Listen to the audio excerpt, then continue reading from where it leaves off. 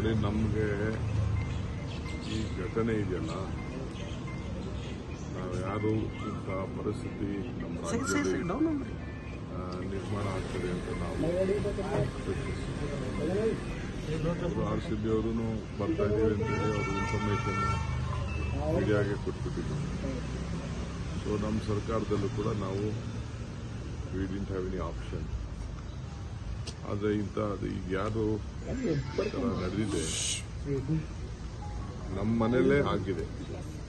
ಪ್ರತಿಯೊಬ್ಬರು ನಮ್ಮ ತಂದೆ ತಾಯಿಯರು, ನಮ್ಮ ಫ್ಯಾಮಿಲಿಗಳಲ್ಲಿ ಆದ ನೋವು ಇಡೀ ರಾಜ್ಯದಲ್ಲಿ ಎಲ್ಲ ಜನರಿಗೂ ಕೂಡ ಇದು ಇದನ್ನ ತಡ್ಕೊಳಕ್ ಆಗ್ತಾ ಇಲ್ಲ. ಈ ಸಂಭ್ರಮ ಇದು ನಾನು ಇಲ್ಲಿ ಒಬ್ರು ಮೇಲೆ ತಪ್ಪು ಅಂತ ನಾನು ಹೇಳಕ್ಕಾಗಲ್ಲ. ನಾವು ಡೆಫಿನೆಟ್ ಅದನ್ನ ಪರಿಶೀಲನೆ ಮಾಡಲೇಬೇಕಾಗಿದೆ. ಇದರಿಂದ ನಾವೆಲ್ಲ ಪಾಠನೂ ಕೂಡ ಕಲೀಲೇಬೇಕಾಗಿದೆ. ಇಡೀ ಅಡ್ಮಿನಿಸ್ಟ್ರೇಷನ್ ಬೇರೆಯವರು ಎಣದ ಮೇಲೆ ರಾಜಕಾರಣ ಮಾಡ್ತಾ ಇದ್ದಾರೆ. ಕುಮಾರಸ್ವಾಮಿ, ಬಿಜೆಪಿ ಅವರೆಲ್ಲ ಅವ್ರದ್ದು ವೃತ್ತಿ ಅದು. ಎಣದ ಮೇಲೆ ರಾಜಕೀಯ ಮೊದಲಿಂದನೂ ಅವರು ನಡ್ಸ್ಕೊಂಡು ಬಂದಿದ್ದಾರೆ. ಬೇಕಾದ್ರೆ ನಾನು ದೊಡ್ಡ ಪಟ್ಟಿ ಕೊಡ್ತೀನಿ. ಅವ್ರವ್ರ ಅಡ್ಮಿನಿಸ್ಟ್ರೇಷನ್ಗಳಲ್ಲಿ ಏನೇನಾಯ್ತು ಅಂತ ನಾನು ರಾಜಕಾರಣ ಅವ್ರ ಥರ ರಾಜಕಾರಣ ಮಾಡಲಿಕ್ಕೆ ನನಗೆ ಇಷ್ಟ ಇಲ್ಲ. ಬಟ್ ನನಗೆ ಐ ಆಮ್ ವರೀಡ್ ಅಬೌಟ್ ಆ ಪಾಪ ಮಕ್ಕಳು, ಆ ಚಿಕ್ಕ ಮಕ್ಕಳು ಬಹಳ ನಾನು ನೋಡಿದೆ ಅಂತ 15 ವರ್ಷ ಮಕ್ಕಳು ಎಲ್ಲ ಈ ರೀತಿ ಆಗಿದ್ದವು. 10 ಜನ ನಾನು ನೋಡಿದ್ದೀನಿ, ನನ್ನ ಕಣ್ಣಲ್ಲಿದೆ. ಯಾವ ಫ್ಯಾಮಿಲಿನೂ ಡೈಜೆಸ್ಟ್ ಮಾಡ್ಕೊಳ್ಳೋಕೆ ಸಾಧ್ಯ ಇಲ್ಲ. ಪೊಲೀಸ್ ಕಮಿಷನರ್ ಅವರು ನನಗೆ ಇಮಿಡಿಯೇಟ್ ಆಗಿ 10 ಮಿನಿಟ್ಸಲ್ಲಿ ಕ್ಲೋಸ್ ಮಾಡ್ಸಕ್ಕೆ ಒಂದು ಮಾಡಿ ಅಂತ ಹೇಳೋರು. ಇಮಿಡಿಯೇಟ್ ನಾನು ರಶ್ ಮಾಡಿದೆ ಅಲ್ಲಿಗೆ. ಪಾಪ ಪೊಲೀಸ್ ಕಮಿಷನರ್ ಬಂದು ಹೇಳಿದ್ರು, ಇತ್ತಿರಿ 1-2 ಏನೋ ಹೆಚ್ಚು ಕಮ್ಮಿ ಆಗಿದೆ, ಸ್ವಲ್ಪ ಇಮಿಡಿಯೇಟ್ ಆಗಿ ರಶ್ ಮಾಡಿ 10 ನಿಮಿಷದಲ್ಲಿ ಮುಗಿಸೋಕ್ಕೆ ನೀವು ಏರ್ಪಾಟ್ ಮಾಡಿ ಅಂತ. ನಾನು ಇವರು ಮ್ಯಾನೇಜ್ಮೆಂಟ್ ಅವರು, KCA ಮ್ಯಾನೇಜ್ಮೆಂಟ್ ಅವರು ಹೋಗಕ್ಕಾಗ್ತಿರ್ಲಿಲ್ಲ. ನಾನು ಕಾರಲ್ಲಿ ಕುಂಡಿಸ್ಕೊಂಡು ನಾನು ಅಲ್ಲಿ ಹೋಗೋದು, KCA ಹೋಗೋದು ನನಗೆ ಪ್ಲಾನು ಇರಲಿಲ್ಲ.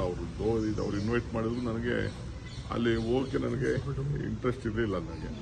ಆಮೇಲೆ ನಾನು ಮ್ಯಾನೇಜ್ಮೆಂಟ್ ಅವ್ರನ್ನ ಕರ್ಕೊಂಡು ಹೋಗ್ಬೇಕಾಯ್ತು. ನನ್ನ ಗಾಡಿಯಲ್ಲೇ ಕುಂಡಿಸ್ಕೊಂಡು ನಾನು ಪ್ರೆಸಿಡೆಂಟ್ನ, ಸೆಕ್ರೆಟರಿನ ಅವ್ರನ್ನೆಲ್ಲ ಕುಂಡಿಸ್ಕೊಂಡು ಹೋಗಿ ತಕ್ಷಣ ಅವ್ರ ಹತ್ರನೂ ಮಾತಾಡಿ ಅವ್ರಿಗೂ ಹೇಳಿ ವಿತಿನ್ 10 ಮಿನಿಟ್ಸ್ ಇದನ್ನು ಮಾಡಿ. ಅದಕ್ಕೆ ಅಲ್ಲಿ ಏನು ನಾವು ಅನೌನ್ಸ್ಮೆಂಟು ಮಾಡೋಕ್ಕೆ ಬಿಡಲಿಲ್ಲ, ಏನೂ ಇಲ್ಲ. 2 ನಿಮಿಷದಲ್ಲಿ ಅವ್ರಿಗೂ ಕ್ಲೋಸ್ ಮಾಡಿ ಒಪ್ಕೊಂಡ್ರು. ಅವ್ರಿಗೂ ಏನು ನಾನು ಇದಕ್ಕೆ ಹೋಗೋವರೆಗೂ ಕೂಡ, ಸ್ಟೇಡಿಯಂಗೆ ಹೋಗೋವರೆಗೂ ಕೂಡ ನನಗೆ ಹಿಂಗಾಗಿರುತ್ತೆ ನನಗೆ ಗೊತ್ತಿಲ್ಲ. ನಿಮ್ಮ ಮೀಡಿಯಾವರೇ ನಂಗೆ ತಿಳಿಸಿದ್ದು. ಎಲ್ಲ ಫೋನ್ಸು ನನಗೆಲ್ಲ ಜಾಮ್ ಆಗೋಗ್ಬಿಟ್ಟಿತ್ತು. ನಿಮ್ಮ ಮೀಡಿಯಾವ್ರು ನನಗೆ ತಿಳಿಸಿದ್ರು. ಮೀಡಿಯಾವರು ಈ ಥರ ಆಗಿದೆ ಅಂತ ಅಂದ್ಬಿಟ್ಟು NDTV ಅವರು, ಟೈಮ್ಸ್ನವರು ಒಂದು 3-4 ಜನ ನನಗೆ ಕೇಳಿದ್ರು. ಟೈಮ್ಸ್ನವರು, ಇಂಡಿಯಾ ಟುಡೇ ಅವ್ರು ನನಗೆ ಈ ಥರ ಆಗಿದೆಯಂತೆ, ನಿಮ್ಗೆ ಏನು ಗೊತ್ತಿತ್ತು? ನನಗಿನ್ನ ಗೊತ್ತಿಲ್ಲ ಅಂತಲೇ ನಾನು ಹೇಳಿದೆ.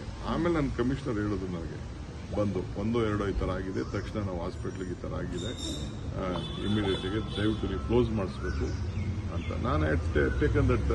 ನಾನು ತಕ್ಷಣ ಅವ್ರಿಗೆ ಹೋಗಿ ನಾನೇ ನಿಂತ್ಕೊಂಡು ಅಲ್ಲಿ ಅವ್ರಿಗೆ ಹೇಳಿದೆ, ನೋ ಫಂಕ್ಷನ್, ನೋ ಭಾಷಣ, ನಥಿಂಗ್, ಯಾರು ಮಾತಾಡೋಕ್ಕೂ ಅಲ್ಲಿ ಅವಕಾಶ ಕೊಡದೆ ಆಗಿದೆ. Definitely we will go to ನಮ್ದೆಲ್ಲರ ಇದರಲ್ಲಿ ನಾವು ಒಬ್ಬರ ಮೇಲೆ ಇಬ್ಬರ ಮೇಲೆ ಬಿಡುವಂಥ ಸಂದರ್ಭ ಅಲ್ಲ ಇದು. ಯಾರ ಮೇಲೆ ಬ್ಲೇಮ್ ಮಾಡೋಂಥ ಸಂದರ್ಭ. ನಾನು ಯಾವ ರಾಜಕೀಯದವರು ನನಗೆ ಅವ್ರು ಏನು ಮಾತಾಡ್ತಾರೆ ಅಂತ ನನಗೆ ಲೆಕ್ಕನೂ ಇಲ್ಲ. ಅವರೆಲ್ಲರದು ಮಾಮೂಲಿ ಚೇಷ್ಟೆನೆ. ಅವ್ನು CT ರವಿ ಮಾತಾಡಲಿ, ಕುಮಾರಸ್ವಾಮಿ ಮಾತಾಡಲಿ, ಅಶೋಕ್ ಮಾತಾಡಲಿ, ಯಾರು ಮಾತಾಡ ಅವ್ರದ್ದೆಲ್ಲ ಬರೀ ರಾಜಕಾರಣ. ಅವ್ರದ್ದೆಲ್ಲ ಬೇರೆ ಸಂದರ್ಭದಲ್ಲಿ ನಾನು ಮಾತಾಡ್ತೀನಿ. ಇವೆಲ್ಲ ಬರ್ತದೆ ಚರ್ಚೆ. ಅಸೆಂಬ್ಲಿಲಿ ಅವ್ರವ್ರ ಕಾಲದಲ್ಲಿ ಏನೇನು ಮಾಡಿದ್ರು ಅಂತ ಅಂದ್ಬಿಟ್ಟು ಚರ್ಚೆ ಬರ್ತದೆ. ನಾನು ಆಗ ಮಾತಾಡ್ತೀನಿ. ಈಗ ರಾಜಕಾರಣ ಮಾತಾಡೋದು ಬೇಡ. ಅಧಿಕಾರಿಗಳು ಮಾಹಿತಿ ಕೊಟ್ಟರು ಕೂಡ ಸರ್ಕಾರ ತರಾತುರಿಯಲ್ಲಿ ನಿರ್ಧಾರ ಮಾಡ್ತು ಅಂತ ಸರ್ ಕೆಲ ಅಧಿಕಾರಿಗಳು ಹೋಮ್ ಮಿನಿಸ್ಟರ್ ಹತ್ರ ಈ ಬಗ್ಗೆ ಮಾಹಿತಿ ಕೊಟ್ಟಿದ್ದಾರೆ. ಆಯ್ತಪ್ಪ, ಕುಮಾರಸ್ವಾಮಿ ಹೇಳ್ದಂಗೆ ಅದನ್ನ ನಾನು ಉತ್ತರ ಆಮೇಲೆ ಕೊಡ್ತೀನಿ. ನಾನು ಐವಾಸಿನ್ ಕನಕಪುರ ಕೋರ್ಟಲ್ಲಿದ್ದೆ. ನಾನು ಅದನ್ನು ಯಾರು ಮಿಡಿದ್ ಮೈ ಗೌರ್ಮೆಂಟ್, ನಮ್ದು ಗೌರ್ಮೆಂಟ್ ಯಾರೇ ತೀರ್ಮಾನ ಮಾಡಿರ್ಲಿ, ನಾವೇ ತೀರ್ಮಾನ ಮಾಡಿದ್ದೀವಿ ಅನ್ಕೊಳ್ಳೋಣ. ನಮ್ದು ಗೌರ್ಮೆಂಟ್ ಇದು. ತಕ್ಷಣ ಟು ರಶ್ ಬ್ಯಾಕ್. ನನಗೂ ಕೆಲವು ಪೊಲೀಸ್ ಆಫೀಸರ್ಸ್ ಫೋನ್ ಮಾಡಿ ಹಿಂಗೆಲ್ಲ ಹಿಂಗಿದೆ ಅಂತ ಹೇಳಿದ ತಕ್ಷಣ ಟು ರಶ್ ಬ್ಯಾಕ್. ನಾವು ಯಾರು ಎಕ್ಸ್ಪೆಕ್ಟೇ ಮಾಡಿಲ್ಲ. 2 hours ಜಾಮ್ ಮಾಡಿ ಇದನ್ನೇ ಇನ್ನು ಜನ ಬರೋದನ್ನೇ ಇದನ್ನ ನಿಲ್ಲಿಸೇ ಬಿಟ್ರು ಮೆಟ್ರೋನ. ಆ ಥರ ಪರಿಸ್ಥಿತಿ ಆಯಿತು. ನನಗೆ ನೀವು ಬರೀ ರಾಜಕೀಯ, ನೀವು ಮಾಧ್ಯಮ, ನೀನು ಕೇಳಕ್ ಹೋಗ್ಬೇಡ. ರಾಜಕೀಯ ಮಾಧ್ಯಮ ಅವ್ರದ್ದು ಕಾಲದಲ್ಲಿ ಏನೇನಾಯ್ತು, ಇಲ್ಲಿ ನನ್ನ ಮನೆ ಮುಂದೆ ರಾಜ್ಕುಮಾರ್ ಆದಾಗ ಏನಾಯ್ತು, ಇಲ್ಲೇ ಎದುರುಗಡೆ ಮನೇಲಿ ನಾನು ಇದ್ದೆ ಅವತ್ತು. ಆಗ ನಾನು ಡೆಲ್ಲಿಲಿ ಇದ್ದೆ ಅವತ್ತು. ಏನೇನಾಯ್ತು, ಯಾವ ಸಂದರ್ಭದಲ್ಲಿ ಏನೇನಾಯ್ತು ಡೆಲ್ಲಿಲಿ, ಅದೆಲ್ಲ ಈಗ I don't want to speak politics, ದಟ್ಟಿ ಪಾಲಿಟಿಕ್ಸ್. ಅವರು ಯಾವತ್ತೂ BJP and JDS always plays politics on dead bodies. That is their life. This one their agenda, political agenda. But they should see what they have done. We are deeply hurt. It is our own family, all the members, the image of Karnataka, the image of Bangalore. Yes, we take it. We are not blaming on others. Though it has happened very unexpectedly.